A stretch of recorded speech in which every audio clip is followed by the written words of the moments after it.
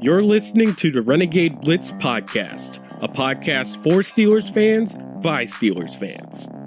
Follow us on Twitter at Renegade Blitz, read articles on renegadeblitz.com, and like us on Facebook. And welcome back to the Renegade Blitz podcast. I'm Ty Polk, joined by Chris Ward, and we're here because it's Ravens week. Steelers versus Ravens preview podcast. And one of the big things that's happened overnight is the Instagram activity of Cam Sutton. It seemed to really spark trade rumors just out of nowhere. And when you think about the Steelers situation with the cornerbacks, it's like they have a pretty good thing going with Mike Hilton and Cam Sutton. I think it's arguably the most deep secondary, at least in the cornerbacks position, that the Steelers have had in a while. Yeah, late last night, Sutton on his Instagram posted like a peace sign emoji, and then the following post he said, "Stay tuned." So it got Steeler fans thinking, like, what's going on? Is like he on the trade block or not? And then he made a final post a little bit later on where he had like a okay emoji hand signal and said, "Yes, sir." So I don't know. What was obviously it wasn't football related because a bunch of reports that came out today. Jared Dulac of the Pittsburgh Post-Gazette said that the Steelers have no plans of trading Sutton, and he was at practice today in meetings, and you could see on Steelers.com that there was pictures of Sutton. Yes, he was a full participant. It's just weird because, yes, the need for a new inside linebacker after the injury to Devin Bush is a big thing, but Spillane filled in pretty well. It's always nice to have more corners in this league in which you're going 4 wide, 5 wide sometimes. It just felt weird for that to come out of nowhere. Yeah, I mean, I couldn't see why the Steelers would, want to trade him, especially him coming off a good game against the Titans. He had an interception against Cleveland the week prior. So, and he's doing well. Like, he filled in really well for Hill, and he's an extra defensive back that they could use. His contract runs out after this year, but people, it got the whole Twitter, social media was in uproar yesterday. Seeing that, seeing Sutton's post, so it got Steeler fans. They were obviously worried. I saw some people suggesting, maybe they're trading Sutton and a pick for a linebacker to help replace Devin Bush, who's out for the rest of the season with an ACL injury. So yeah, that definitely was an interesting news, or whatever you want to call it, that happened last night. It was interesting to see because Vince Williams just posted about an hour ago a peace sign, and the Steelers hazmat squad was suddenly going, "Oh my God, is Vince Williams getting traded now?" And it's just like, Vince did really well, has been a part of this team for a while as a starting middle linebacker, and it was just like, come on, guys, let's calm down a little bit here. Yeah. I think by that point, just hearing from the what the reporters were saying, Vince Wayne probably just saw it, on social media, was mocking, Steeler fans for thinking that, maybe Sutton was on the trade block and stuff. And like we said, like, who knows, like, what he meant by the post. But, with the trade deadline coming up on November 3rd, it definitely got fans thinking. And besides, the Steelers really wish to go after another middle linebacker. I mean, I was looking at your old employer behind the steel curtain. They were saying Deion Jones from Atlanta, but the most viable person that we could acquire was Avery Williamson from the New York Jets. And I was seeing that Williamson for a 7th. I'm like, you're not trading away anyone. Why not? Yeah. I don't know if they would be able to pull that off for a 7th, but there's not much out there right now, especially for inside linebacker. And, with COVID going on and everything, I think teams are really, they're being cautious about bringing new players in and, having them travel to Pittsburgh, or they want to have someone that they're comfortable with and that they're familiar with, like they did with Jordan Berry, bringing him back. But I think another reason why that trade rumor got so much hype is because when you just look at the Steelers' contract situation going into the next offseason, it's a murderer's row of unrestricted free agents. You got Bud Dupree, Juju, Alejandro Villanueva, Mike Hilton and Cam Sutton, Matt Filer, James Conner, Chris Worley, Tyson Alualu, Zach Banner, Jordan Dangerfield, Sean Davis, and Josh Dobbs. Restricted, so if you're wondering, is Ola Denyi, and exclusive rights are Marcus Allen, Robert Spillane, J.C. Hassenauer, and Ray McLeod. So it's going to be a different Steelers lineup next year. There's no doubt about it. But the question is, who's going to go and who's going to stay? Yeah, it's going to be an interesting offseason. It's going to, like you said, there's going to be a lot of turnover. And we'll see what they do with Mike Hill. And like, are they going to give him that big contract? He's been having a great start to the season here, or is he going to go in a free agency and then re-sign Sutton because his contract's up after this year as well? It's going to be interesting to see how the Steelers really try to do the cap gymnastics. And one person on our Twitter followers was going, "How are we going to pay Bud Dupree?" And that's the $1 million question. We're going to have to get a capologist and maybe someone who knows how to move around money to really explain how can the Steelers keep a certain player by doing this, this, and this, and this, and getting rid of this, and that, and that. Yeah, I mean, Bud Dupree, he's going to get paid this offseason and, big time. And, Juju Smith-Schuster, how are you going to pay him? Like, are you going to pay him $16 million plus a year? To be, the number one wide receiver. So they definitely have some big questions, this coming off season. As far as the cap and stuff, I'm the wrong person to ask about that. I'm mathematically challenged when it comes to that. You're looking at a guy that turns the cap off whenever he plays Madden. The last time I was willing to play GM games was NFL Head Coach 07 with Bill Cowher on the cover. Okay, yeah, I remember that. That's a real throwback right there. They only made one edition of that game, right? They made two. The other one was 09 with Tony Dungy. Oh, Tony Dungy, okay. I remember playing it, and it was an okay game, but what do you think of it? I actually got it twice for the PS2. I wanted it for the Xbox, so until I managed to get my cousin's PS2, I never played it. It was a Christmas gift, actually, believe it or not. I mean, it was just it was the first football strategy game you could potentially get. So I was intrigued by it, but the problem is PS2 load times are just insane. Okay. On Xbox, it would have been 30 seconds. PS2, it felt like it was at least 3 minutes. Well, let's think about another segment, another thing to talk about to get us a little bit happy here, because, man, that was just all doom and gloom. Yeah, talking about the future of potential players that are loved by Steelers fans. Juju Smith-Schuster, who's a fan favorite in Pittsburgh. So I got an idea. Why don't we talk a little Ravens? Yeah, Steelers Ravens week. I mean, I might be biased, but I think it's the best rivalry in all of the NFL. I mean, the games are just so close all the time. It's just amazing, and they're always tight, go down to the wire. Physical games, nothing really dirty. They're always, clean physical games. Well, if you want to know how close this game can be, since 1999, these teams are dead even. 46 games played, 23 wins apiece.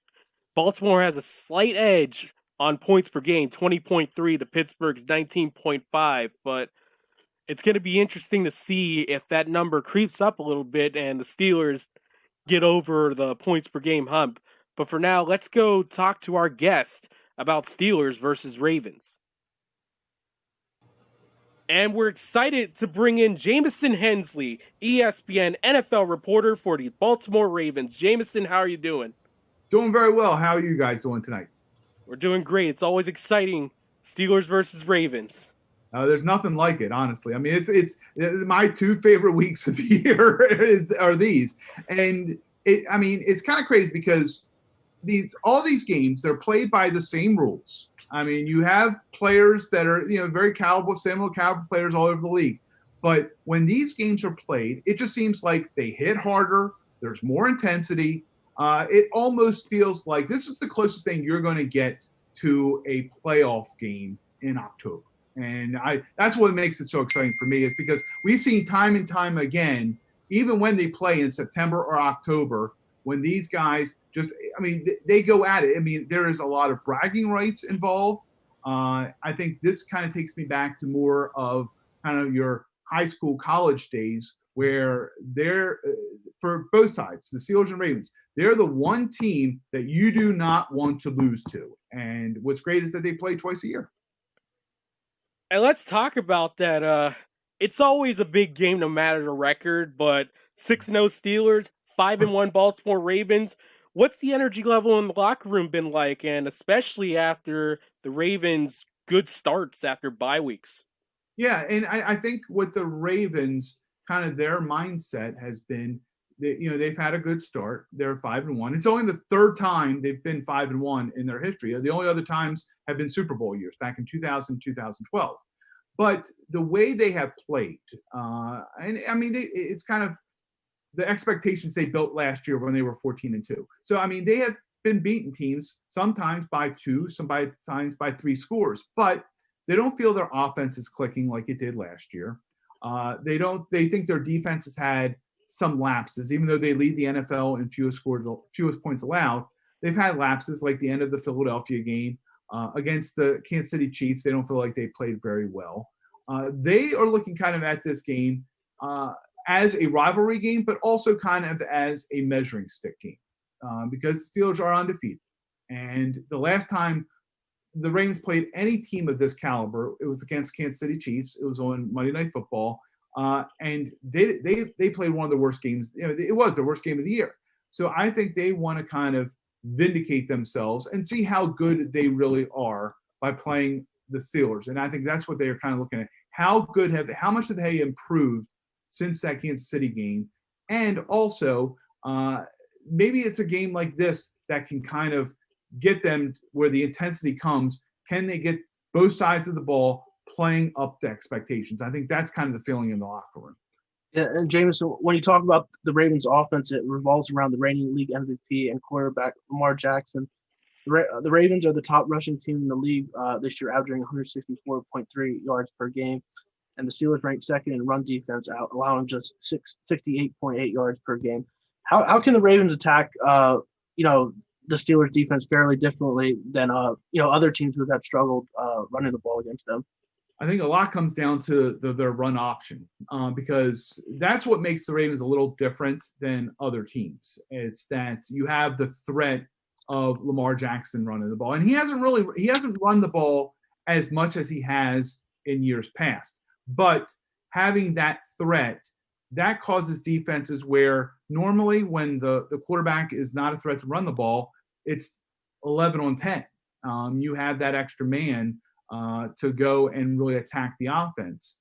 I think with Lamar Jackson, with that threat, you can't do that. And I think we're going to see, this is kind of my expectation going into this game, you'll see Lamar Jackson run the ball more this game, especially early, to kind of say, hey, I am still a threat running the ball, because he really hasn't shown as much. He's had a couple of big gains, but he hasn't shown consistently that he's willing to run the ball.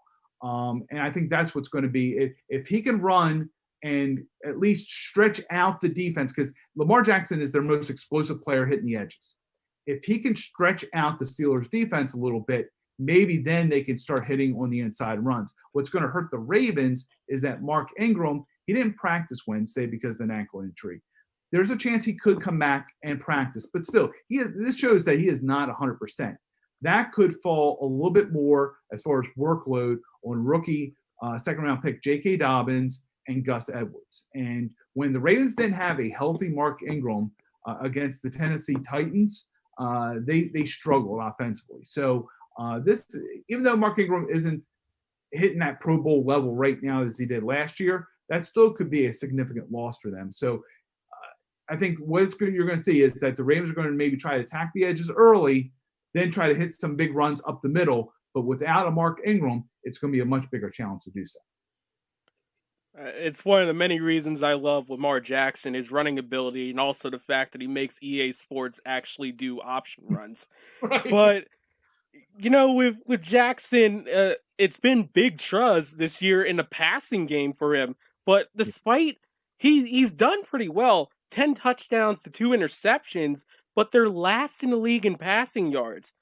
Yeah. It doesn't feel like a last-ranked team. How does he get his production in the passing game?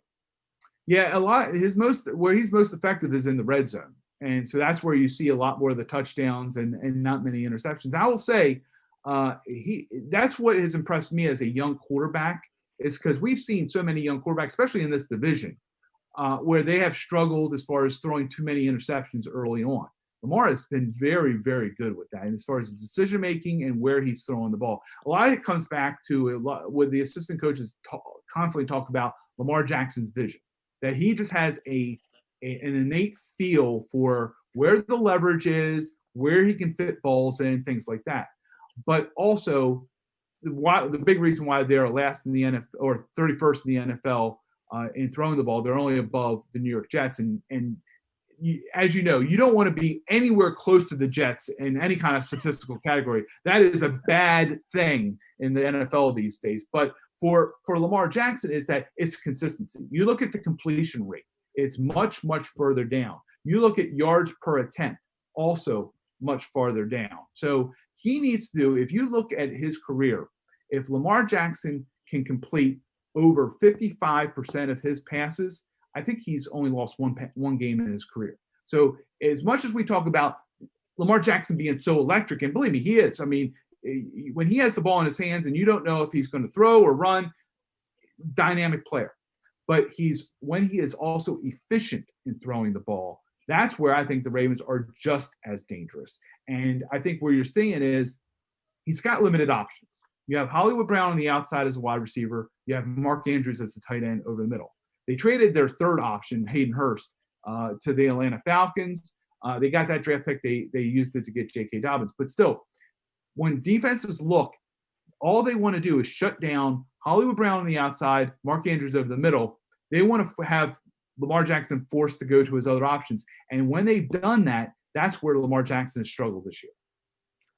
And speaking of Dobbins, he was taken after Claypool this year's draft, and it caused a little uproar with Steelers fans because at the time, they were looking for a running back possibly because James Conner had some, injury issues, right? Or, staying healthy and everything. But Claypool has been, spectacular so far this season. But how's Dobbins looked this year, and would he take the main role at running back if Ingram can't go on Sunday?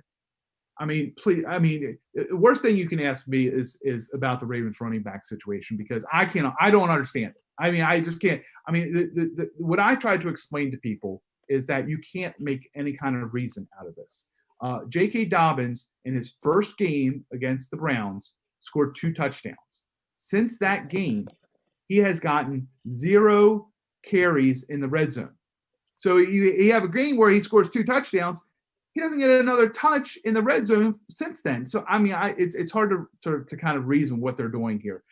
I've constantly asked their offense coordinator, Greg Roman, what's kind of the plan back there? And he said it will vary from the hot hand. It'll vary for if they're a style that they're going to try attack an opposing defense.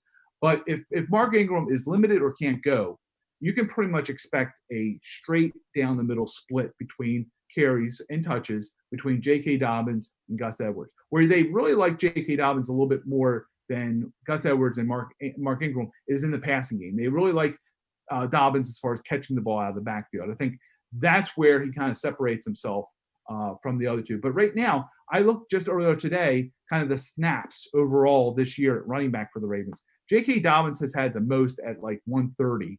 Gus Edwards is second at 123. Mark Ingram's down at third at 104. Some of it is because he didn't play much against the Eagles because of the left ankle injury. But still, it just kind of shows you that it's pretty even throughout the whole time. They've kind of divvied up the touches very evenly. I'm not sure if I'm really on board with that because I think running backs, especially a veteran like Mark Ingram, he needs to have carries early to kind of establish the rhythm.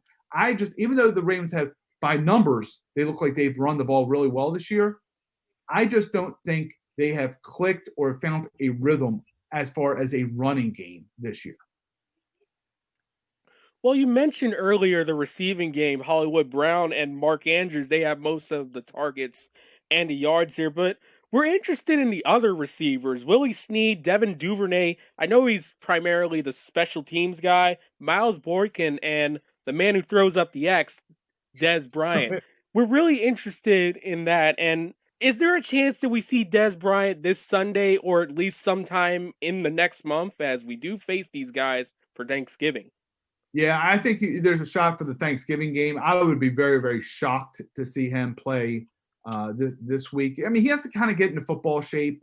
And he looked good at the workout from what I've been told.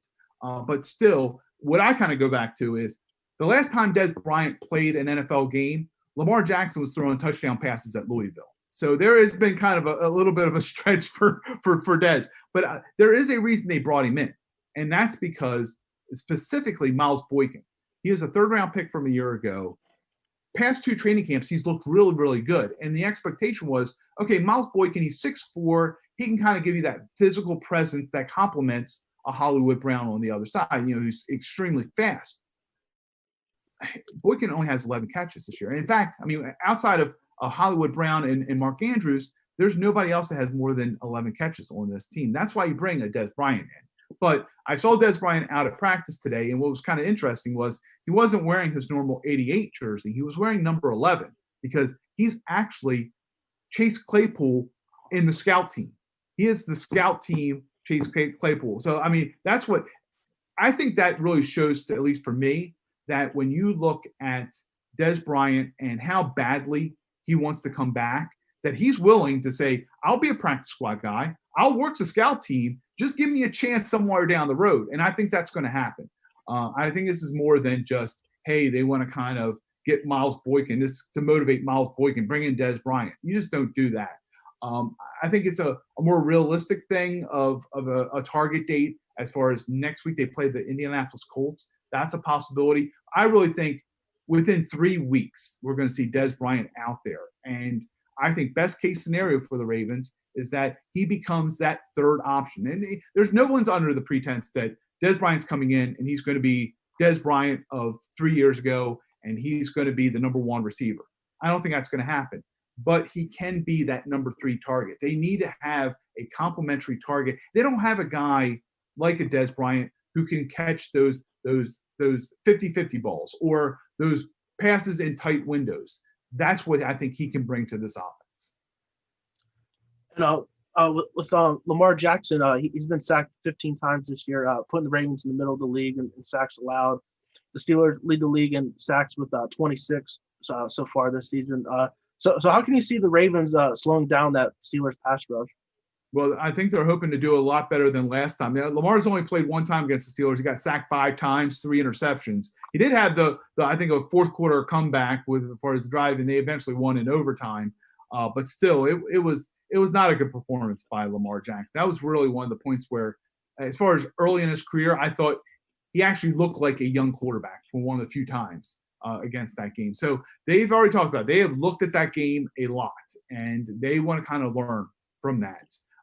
Again, it wouldn't surprise me if they tried to establish the run a little bit more early and then maybe take some shots deep downfield. If they can kind of get that loaded box, which they faced a lot this year, I think they feel that if they can hit 2 or 3 big plays, that could be the difference in a game that they feel is going to be a very defensive-minded one in this one. So, yes, they're going to need to protect better. And it's kind of funny because this offensive line is returning 4 guys that started last year. And I thought the offensive line was the underrated strength of this team. The one guy they're missing is Marshall Yanda at right guard. And he is a potential Hall of Fame. But still, if you would tell me missing a guard, that it would affect the entire offense in such a way that it has this year, it's amazing. I mean, losing Marshall Yanda, when I talk to a lot of people of why this offense is not hitting on all cylinders as they did last year, they say losing Marshall Yanda affects them as far as the leadership. They said on many plays, Marshall Yanda would block 2 or 3 guys on one run. So that's what they're missing out of him. And they've tried to replace him with a rookie third-round pick in Tyree Phillips. He's done well. He's gotten banged up here and there. But still, until this offensive line can come together and play even close to the level they did last year, I don't think you're going to see the level of consistency, especially against good defenses like the Steelers, that the Ravens are going to have trouble going and really getting those long runs, playing, drive after drive that we have seen so many times with Lamar Jackson, especially last year. Yeah, that was going to be my follow-up, actually, about Marshall Yanda. Like you said, he's a great player when he was with the Ravens, and probably future Hall of Famer. Just that was a big loss when they lost him. And it's not like they can call him back, because I talked to Yanda this offseason. He's already lost 60 pounds. I mean, he looks nothing like, it would be a struggle for him to play tight end these days. And he went and he just started riding the Peloton, and the weight just kept dropping off. Now he's in Iowa, where he's from, and he'll ride his bike to his father's farm, which is about 22 miles away. He's working on a farm. He's very happy. I know Marshall Yanda wanted to leave this game healthy, but being 14-2 last year and not winning a playoff game, I thought that might have driven Marshall Yanda to say, you got Lamar Jackson, maybe one more year. But still, it was in his mind that he didn't want to get injured. He wanted to leave on his own terms, and that's why he left. But the Ravens are definitely missing Marshall Yanda. The offensive lineman lost 60. A lot of people wish they could lose weight like that. But now let's get me especially. But let's get to the defense. The team acquired Yannick Ngakoue from Minnesota during their bye week for a 6th-round pick, reuniting him with one of my favorite defensive linemen from watching him in Arizona from their time in Jacksonville, Calais Campbell. The Ravens' defense is always a solid unit, and they have the 4th most sacks in the league. How can Ngakoue improve the Ravens' pass rush even more, starting with this game against the Steelers? Yeah, and this was a type of move that, yes, it's going to help them now, but it's also going to help them down the road, and I'll get into that a little bit. But the Ravens, where they really generate their pressure is through blitzing, and they've done a good job of it. But that kind of puts them at risk in the back end. And this year they put up a lot of sacks, but when you break down the sacks, their defensive backs, as far as corners and safeties, they have 8 sacks this year. That's more than their outside linebackers. They only have 7. So they want to kind of have that shift around a little bit. And when you look at the Ravens' 4-man pass rush, when they've rushed 4 men or less, since the start of the 2019 season, they have the fewest sacks in the league.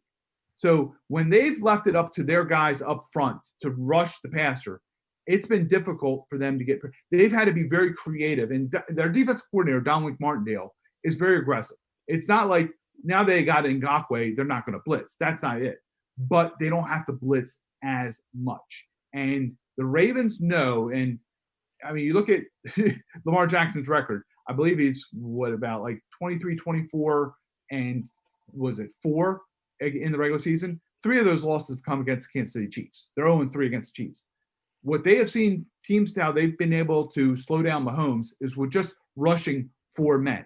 And so now with Ngakoue, they feel like if they get matched up against the Chiefs again, now they have a defense that can neutralize him. So, yeah, Ngakoue helps their 4-man rush now and should help them. And I think what you'll see a little bit is Pernell McPhee will play a lot of the early downs. Ngakoue, keep him fresh, be more of a pass rush specialist out there.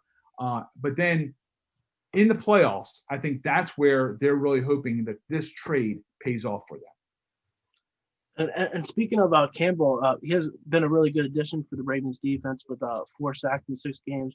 The front overall has been solid against the run as well, allowing 109 yards per game, which ranks 10th in the league. How do you see the Ravens' run defense matching up against the Steelers' rushing attack that's led by James Conner? Yeah, and they have a great defensive front. And Calais Campbell is such an underrated run defender. Then you also have Brandon Williams. When they have him in that lineup, it's just tough to run the ball against. And where the Ravens last year, it was one of the few times in franchise history they finished the season where they allowed over 4 yards per carry. So that's why they went and they said, you know what, it's time. And it could have been easy. The Ravens overall, they finished 4th in the NFL in fewest yards allowed. It could have been easy for the Ravens to say, you know what, let's just keep everybody intact and just try to improve personnel, as far as just with the guys we have. they revamped that front seven. I mean, they traded for Class Campbell. They signed Derek Wolfe, a free agent from the Denver Broncos. Then they went out and used their first-round pick on Patrick Queen, a middle linebacker. He struggled against the Chiefs, but I think a lot of young players would struggle against that offense. It's kind of snowballed on him a little bit. But ever since, he has been there's that prototypical sideline to sideline, fast middle linebacker. And I think as long as he keeps improving and they have the veteran leadership and the guys that know how to, as far as technique, kind of slow down the running game, that's what has really improved, I think, the Ravens' run defense overall. But we will see, because we know the Ravens have even talked about this. Ben Roethlisberger is getting rid of the ball very quickly this year, but they know in these types of games, a lot of it comes down to, can you stop the run and force teams into third and long, and then you can unleash the pass rush. And I think that's kind of what their mindset is for this game. And you mentioned him a little bit. It seems like Patrick Queen is going to be another one of those Ravens linebackers that us Steelers fans are going to marvel over and also just be outright disgusted by. You can think of it, I can go all the way back to Peter Boulware, Ray Lewis, Terrell Suggs. I can name them all. I watched football during the 2000s. But how has Patrick Queen looked in Baltimore? Yeah, and I mean, this is a player who is very confident. I mean, you'll hear him talk, and he even said in training camp that he's so confident in his speed that he'll love to match up against Lamar Jackson in training camp practice. So he knows his ability, but the Ravens also know he's a young defensive player. He was the youngest defensive starter in Ravens history. He was 20 years old in that season opener. But he's also young as far as being a starter, because even at LSU, he played behind Devin White for a long time, about a couple of years. When White left, Queen didn't even win that starting job coming out of kind of what the training camp for college. It took him about 3 or 4 games before he was even in LSU's starting lineup last year. So, again, a very young player, but what the Ravens like is that when he makes a mistake, he's usually going 100 miles an hour when he's doing it. And when you tell him about it, he usually doesn't do that same mistake twice. So he's kind of learning by, what he's doing, what he's not doing, watching film, things like that. But last year, the Ravens were just patchwork in the middle, which is different for them, because in the middle of the defense, they've had Ray Lewis and C.J. Mosley for years. That's kind of been their foundation. Last year, there was L.J. Fort, Josh Bynes, Patrick Onwuasu. They were just trying to put guys in there that were hard workers, but talent-wise just wasn't there. So they were so thrilled to have Patrick Queen fall to them in the first round. And now they're hoping he is going to be that next quarterback in that middle of the defense for years to come. Awesome. Another Suggs, man. Another 15 years of that. Yeah, I know. The Ravens, that's one thing. They do know how to draft on defense. So do the Steelers linebacker-wise, but that's another thing. And James, the Ravens, they possess one of the best secondaries in the NFL with Marcus Peters and Marlon Humphrey as their cornerbacks, along with Jimmy Smith. And then you have Chuck Clark at strong safety and Sean Elliott at free safety. How have they replaced Earl Thomas, and have they been missing him at all this year? No, I mean, it's been the classic of addition by subtraction. And I'll give the Ravens credit. Earl Thomas just never really fit in with that as far as locker room. His just personality just didn't mesh well with that defense.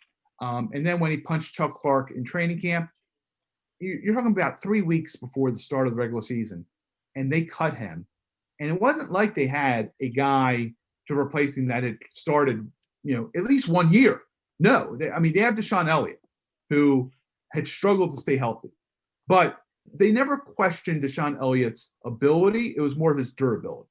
And they thought if he could stay healthy, that he would actually be better for them, because he was a team player. He would attend the team meetings. He knew what the defense was. There were so many times when Earl Thomas would have lapses because he would skip a team meeting or wasn't there on time. So that's why they said, let's go with the young guy, get rid of Earl Thomas, and it's really worked out. I mean, you have Deshaun Elliott and Chuck Clark are very similar players. They're hard hitters. They're not really the center fielder coverage guys. They're more of that want to drop down in the box and really hit.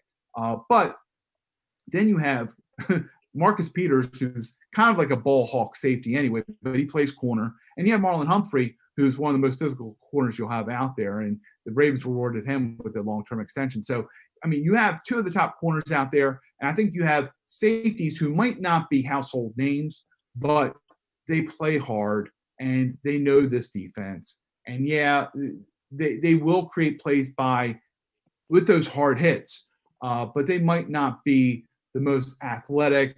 They might not have the best 40 times. They might not be physically the guys that you say, you know what, they are automatic starters in this league, but still they work in what the Ravens are asking them to do. And just a follow-up, will a cornerback for the Ravens travel with a Steelers wide receiver? Like will Humphrey match up with Juju? You know, he had that strip fumble last year, it was huge in overtime that led to the Ravens winning 26-23. Yeah, I think you will. I think because now the Ravens, they've had some injuries along. The one area where they've had injuries is at cornerback. Their nickelback, Tavon Young, was lost for the year in the second week of the season. Anthony Averett, who's kind of been a guy that's helped out fill that void at nickelback, he's done for at least 5 weeks because he's had a shoulder injury. So Ravens are really down to 3 experienced corners. So you have Marcus Peters and Jimmy Smith they'll be the outside corners. Marlon Humphrey, who isn't your prototypical nickelback, but he does so many things so well. They're willing to put him in as a slot. So I think he'll be the guy for Juju. But Marlon Humphrey, he's a little under the weather, did not practice today because of illness, nothing COVID related. But they're just trying to be extra cautious.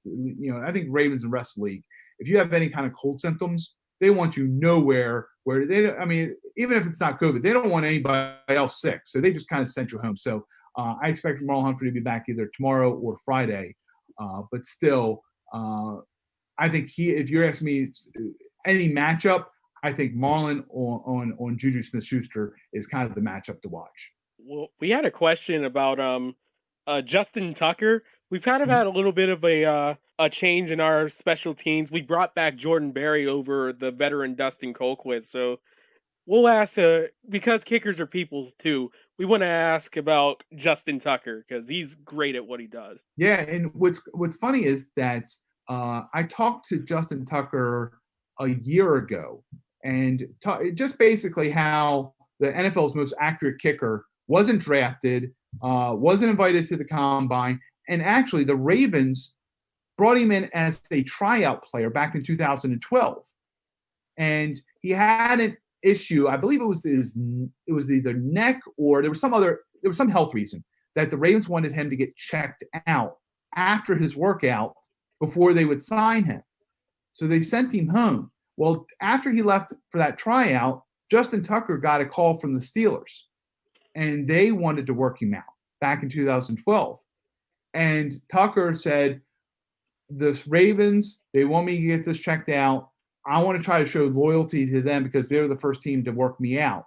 And he showed faith in the Ravens that the Ravens would eventually sign him. But he did, in fact, say he had a chance to work out with the Steelers. And what would have happened with this rivalry if Justin Tucker would have ended up with the Steelers instead of the Ravens? I mean, I think that would – I mean, even though we're talking about a kicker, I think that would have maybe changed some of the franchise's success a little bit maybe over the past 8-9 years.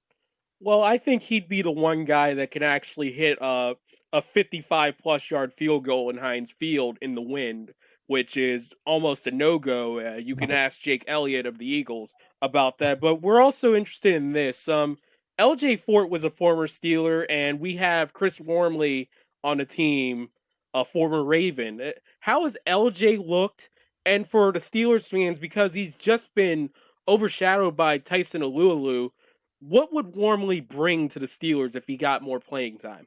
Yeah, I mean, L.J. Fort, they brought him in as more of a special teams guy. But because they really didn't have too many inside linebackers last year, they gave him a chance to play, and he's done really well. I mean, even this year in week 2 against Houston, Marlon Humphrey, and Humphrey has been known for how he punches balls out. It's kind of like that peanut punch.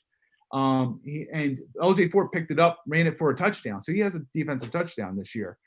So I think he has exceeded expectations as far as what they're bringing him in more of a special teams player. And now, I mean, he is in the rotation as being an inside linebacker for the Ravens. Now, Chris Wormley, the Ravens used the 3rd round pick on him. They thought he'd be more of an impact player. I would say he's a solid rotational guy. And the Ravens just thought, you know what, he wasn't going to turn the corner here. Could they get any kind of value? And that's why they made it. I mean, it's a very strange time when you have the Ravens and Steelers making a trade. It doesn't happen very often. But I think with Wormley, in that defense, he can be a very solid reserve. If he has to go in and play, 40 snaps as a starter, I don't think that's kind of a role that really suits him. But as far as a sub guy, I think you can be a guy that can really hold his own in that defense. Oh, so James, what is your biggest concern for the Ravens in this game, and who do you think will have a big game for Baltimore? Yeah, I think the biggest concern for the Ravens is pass protection. Going from the last time of allowing 5 sacks, I think that is a concern for the Ravens. And it seems like for the Ravens this year, they've been more in 3rd and longs than they've had been, whether it's the running game hasn't gotten started or them making some penalties. If they get into 3rd and 9, 3rd and 11 against the Steelers, Pittsburgh's going to make them pay. So I think that's the biggest concern for the Ravens in this game. I think as far as a big game, I could see Marquise Hollywood Brown.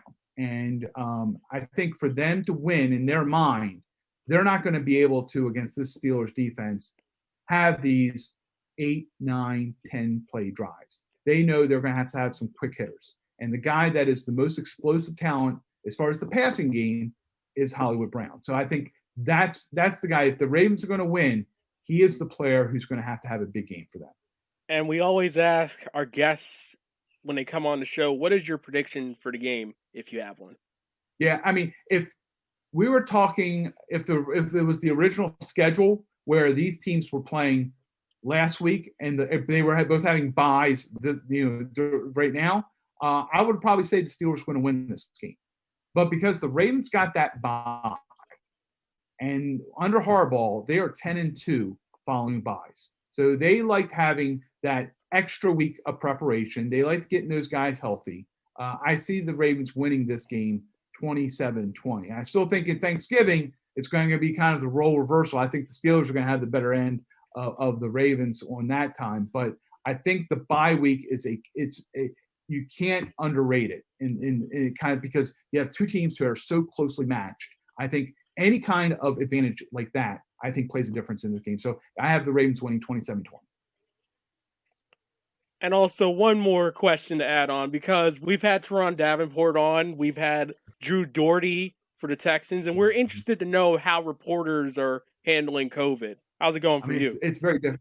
Yeah, I mean, it's very different. I mean, because I'm not traveling at all to any of the games, just because after games you get them on Zoom. So it's really no other than going to the game and getting a press box view.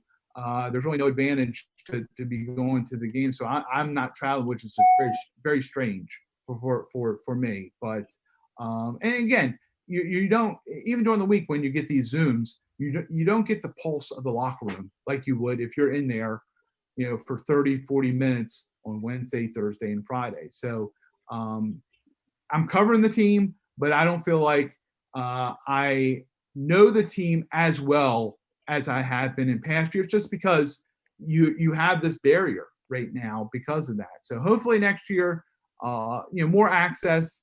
You can kind of talk to players more at length. That's kind of my hope going forward. No chance on going up the highway to come up to Pittsburgh? I've taken that road, Pittsburgh to Baltimore and back plenty of times. Oh, and I mean, I covered the division, the AFC North for the ESPN. Before ESPN had a reporter for every single team, I covered the division back in 2011, 2012. And I actually would even take the short Southwest flight to Pittsburgh. It would be like 30 minutes. I mean, you would go up in the air and come down. But I mean, I would know I mean, the stewardess, the flight attendants knew who I was on that flight because I took it so many times. The guy at the National Rental Car at Pittsburgh Airport, they knew who I was. At the airport Marriott in Pittsburgh, they knew who I was because when I covered the division, I was in Pittsburgh like 5 or 6 times, for one of those home games, covering those games. So I'm very, very, very familiar with the Pittsburgh area. Come on, man. You can't be out there in the air right there. That's a drive. I've done that plenty of times. I hate the turnpike. Drive. Oh, the turnpike kills me. Every time once I get to Breezewood, I dread getting on the turnpike. I took the turnpike for the first time. I actually had to drive down for a cruise last year. Always interesting to be on the Pennsylvania Turnpike. Oh, yes. Yes, it is. But that's Jamison Hensley, ESPN NFL reporter for the Baltimore Ravens. Jamison, thank you for coming on the show. Hey, guys, thank you so much. I really, really appreciate it. Had a lot of fun. Thank you. And that was a fun talk with Jamison Hensley, ESPN NFL reporter for the Baltimore Ravens. And Chris, I'm calling you Mr. Money in the Bank because for all but one, you have been on the money with every pick you've had since we've begun this podcast. Guys, I want you to go back and listen to the ending of every preview podcast. Chris Ward, he will get you paid. Get this man for your lottery numbers. If you come down to Rivers Casino or any casino, I don't know if there's any casinos in Philadelphia, but I know the closest is Atlantic City, New Jersey. Guys, Chris Ward is your man. Chris, what's your prediction for this week? Well, I wasn't completely right. I was 1 point off. I had 27-23, and the final score was 27-24. Steelers. I'm putting you over, man. Come on. Yeah, you're getting too much. Don't be like me with Drew Doherty. Come on. Yeah, but as far as this week, I agree with Jamison Hensley just because the bye week. I think that bye week's huge for the Ravens. 10-2 under Harbaugh coming off a bye week and 7-1 at home. I think, especially after a tough physical game against the Titans for the Steelers, I think this is going to be the Steelers will recover from if they were to lose, because if you look at their schedule after this game, there's a bunch of winnable games. So if they were to lose, it won't hurt them. They just have to win that next Steelers Ravens game at Heinz Field on Thanksgiving night. But as far as the score, I'm going in the 20s probably, because that's where it seems like it's been going. And I'm going to say that the Ravens win 26-20. Well, this seems like the game that the Steelers would probably have the most issue as we know right now. I'm going to be a little bit more positive, and I'm going to do my first prediction. For one of my friends who kind of does their thing for PCTV, I said 31-17 Steelers for Titans Steelers last week. I'm going to keep around that. I'm going to say 31-24 Steelers. That's a good prediction. I feel like it has to be I don't think they'll score over 31, but it'll be in that range of 20 to 31 type of 20 to 31 points. I'm going to probably put this on record. It could also be 29-24 because with Jordan Berry's performance last week, I think he's going to pin him deep, and I just have a feeling that this pressure could potentially make havoc for an option offense like the Ravens. So it's 31-24, but don't be surprised if you might see a safety. You heard it from me first. Okay, we'll keep that in mind when we watch the game on Sunday. But who do you think is going to be the big performer for the Steelers? On offense or defense? Both sides of the ball. Both sides of the ball. Okay. On offense, I'm going to go with. I think Juju will have a big game. Juju and Johnson, I'll say. I think they both. As far as the receivers, I think they will have a big game. This receiver core is so deep. It could be any receiver any week. It could be Claypool, it could be Washington, it could be Deontay Johnson, or Juju Smith-Schuster. So I think they'll get some good yards through the air. I'm a little worried about the run game against the Ravens because they've always been stout against the run. I'll have to go with Juju and Deontay Johnson on offense, and then on defense, I'm gonna go with that pass rush. I think they have to contain too, stay in there, especially for a quarterback like Lamar Jackson, who's versatile and could run and throw on the run. So they definitely, if it's man to man and the cornerbacks have their backs turned, they have to stay in the rush lanes and make sure that he doesn't break free. For me, I'm thinking about going, it's going to be one of the two wide receivers, and it really depends on who Humphreys wants to cover. I know Jamison said that Humphreys is probably going to go after Juju again, if that in that case, I'd say Claypool will be the one with the big game. But also, I think there's probably going to be a Juju Smith-Schuster revenge game, especially after last year. It's like Humphreys owned him in that one moment, and that kind of really was just the story of the season for Juju Smith-Schuster. So expect him or Claypool in the wide receiver game to bounce back. On defense, I don't know who's going to be the primary cover for Hollywood Brown. I want to say it's going to be Joe Hayden. So I'm going to say Joe Hayden, but largely whoever's the corner that covers Hollywood Brown. And again, I'm going to say for the podcast, Hayden is going to have a good game for the Steelers. So, yeah. I named the pass rush, but I didn't really give a player. But if I have to go with a player, it would definitely be T.J. Watt, who just been unbelievable this season. You saw what he did against Tennessee on Sunday against Dennis Kelly. Was just knifing through there and using a swim move, and tackling Henry. He had three tackles for losses and a sack against Tennessee. So I think definitely T.J. Watt's someone to look for. And then I forgot to mention this previously, but the tight ends, Mark Andrews is a really good tight end for Baltimore, and without Devin Bush, it'll be interesting to see how they cover him. Yes, I think this is going to be where Spillane gets his respect in this town, hopefully. It's always exciting. It's Steelers versus Ravens, and I'm going to put that stat in there. Since 1999, the Steelers and Ravens, 46 games played, dead even, 23 wins apiece. So someone's going to be the tiebreaker this Sunday, 1 p.m., CBS, M&T Bank Stadium, Baltimore, Maryland. It's going to be fun, guys. And that's all for us. For Chris Ward, I'm Ty Polk. Thank you for tuning in to the Renegade Blitz. Thank you for listening to the Renegade Blitz podcast. Follow us on Twitter at Renegade Blitz, read articles on renegadeblitz.com, and like us on Facebook. Our podcasts are available on YouTube, Google Podcasts, Apple Podcasts, Stitcher, and Spotify.